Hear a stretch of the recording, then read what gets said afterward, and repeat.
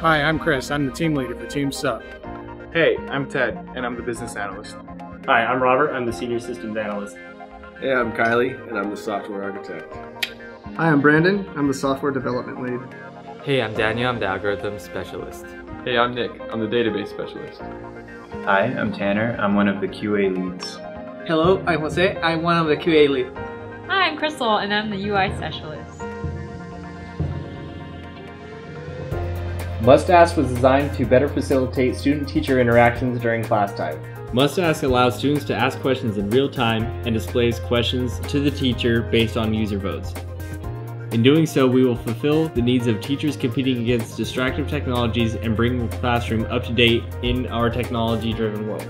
Let's take a look at how our system works. First, the instructor creates a room for students to join.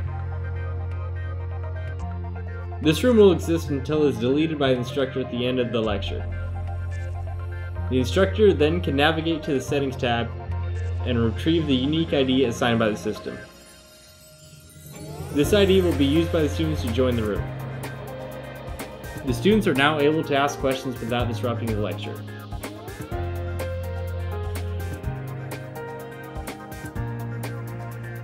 When posting a question, the student is able to apply markdown formatting to the text. Students are able to vote on whether or not a question should be answered.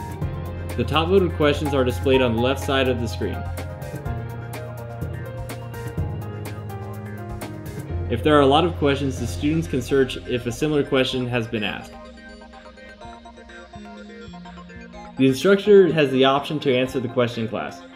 Once the instructor has answered or chosen to ignore the question, he or she will be able to dismiss the question. If the instructor deems the question inappropriate, they will have the ability to send that user a warning. If a user has been warned twice, the user is kicked from the room and unable to rejoin. What if the instructor has questions to ask? MustAske also implements a poll feature that allows instructors to get instant feedback from their students. The instructor clicks Start Poll, which makes a window pop up for the students to vote. The instructor has a live view of the poll results. The poll lasts until the instructor clicks to stop. Now that the lecture is over, the user can leave the room. The instructor has the ability to delete the room.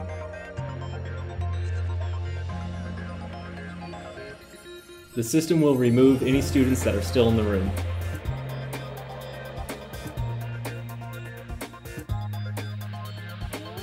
So based on user research, we realized that students were too scared to ask questions to their professors in person because they often felt intimidated by the professor, or they felt like they would be judged by their question, not only by the professor but also by other students. But we realized that students still need a voice and they still need to communicate with professors, and professors really wanted to help their students. So we decided to create this live chat application. The most important things people expressed that they wanted to see were the most popular questions, so that the professor would know right away what questions to answer. In the top questions, the UI elements highlighted the importance of the most popular questions over the recent questions. And to keep with our simple design, we kept all the functionality on one page. There's also a mobile view, so all the functionality can be viewed in mobile as well. Since we knew we were going to be developing a web application, we saw it fit for the entire team to learn JavaScript. This led us to choosing Node.js as our server-side framework. While typical JavaScript engines such as Google's V8 virtual machine traditionally run in web browsers, the Node platform is implemented to allow server-side applications to be written in JavaScript, rather than in traditional server languages such as PHP. This allowed our back-end development team to hit the ground running and begin developing the server-side portion of the application quickly with their previous JavaScript experience.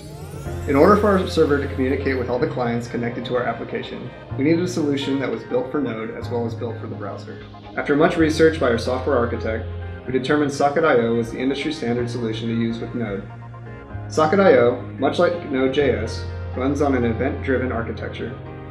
Socket.io is built upon the WebSockets framework. WebSockets represent a long-awaited evolution in client-server web technology. They allow a long-held single TCP socket connection to be established between the client and the server, which allows for bidirectional, full duplex messages to be instantly distributed with little overhead, resulting in a very, very low latency connection. This is fantastic news for web developers because connection limitations are no longer a problem, since WebSockets represent a single TCP socket connection. WebSockets make it incredibly easy to offer massively scalable real-time services that can be used by any website, web, desktop, or mobile application. After events are captured and processed by the browser, an emit call is made to Socket.io with a specialized message attached to it. This message and relative data, in the form of a JSON object, is sent to the server through Socket. The node server is then pinged with an emit event containing the emit message and a data object including which room the emit originated from and the specific user that made the action, as well as all the data required for processing the request on the back end. This data is sent down a chain of delegated function calls that are put in place to preserve our layering, as well as protect our data. After the data is processed, new data is returned up the chain of function calls and sent over to WebSocket to be interpreted by the browser. So there were two main components for testing our application. There was back-end testing and front-end testing. For the back-end testing, we decided to go with Mocha to set up our testing framework. And then we used Shy to import our assertion and expectation packages. We use these frameworks to create unit tests.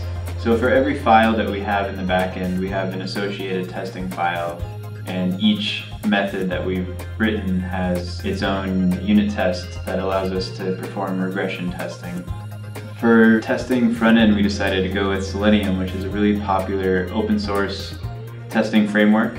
It records actions that you take in the browser and generates code that performs those actions. It turned out to be really fun to learn how to write these scripts because it's basically like watching a ghost inhabit your computer and do all the actions way faster than you could.